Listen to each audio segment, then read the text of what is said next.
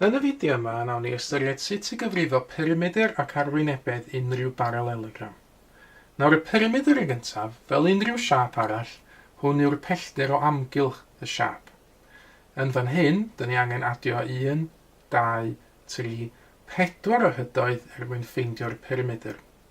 Ond cofiwch gan fod hwn yn baralelogram, mi fydd rhai o'r hydoedd yn hafal, mi fydd y ddau hyd yma yn y top a gwylod yn hafal i'w gilydd, ac hefyd mi fydd hyd yr ochrau yma yr un fath â'i gilydd yn hafal.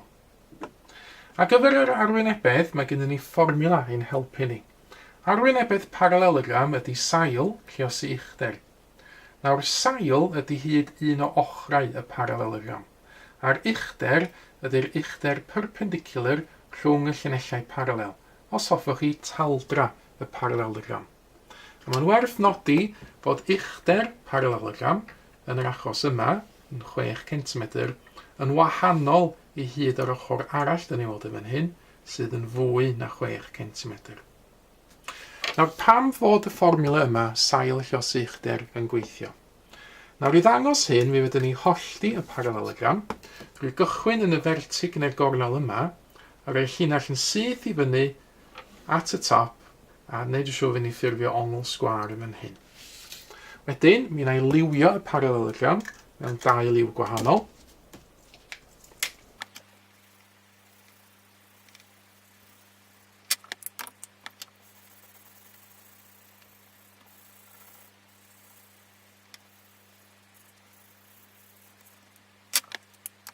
Wedyn, mi wna i dorri ar hyd y llinell goch fan hyn nes i lunio'n gynt.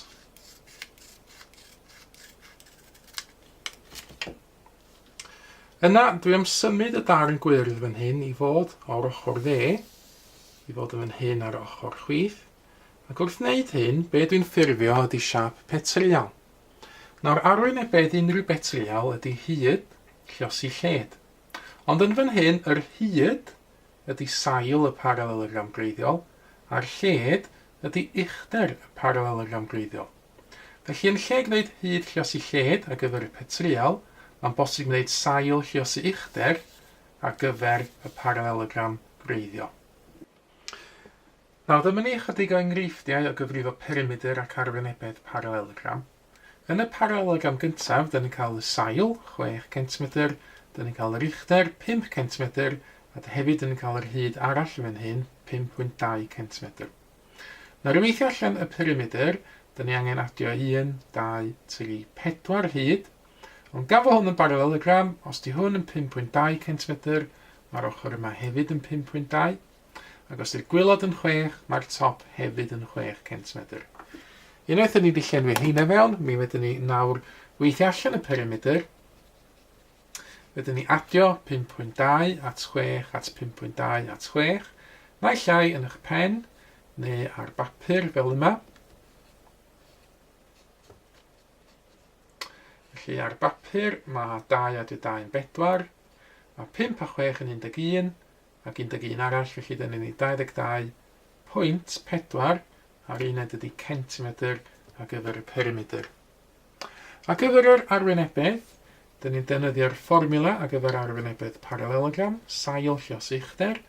Yn fan hyn mae'r sail yn 6, mae'r uchder yn 5, felly 6 lluosi 5 rhoi 30 iddyn ni, 30 cm sgwâr ar gyfer yr arwynebedd. Ar gyfer yr paralelogram nesaf, fan hyn i weld y sail ar uchder, mae'n syniad fod ni'n troi y papur o amgylch. Os ydyn ni'n gwneud hynna, wedyn dyn ni'n gallu gweld ar gyfer y paralelogram yma, mae gennym ni sail 3 metr ac uchder 7 metr.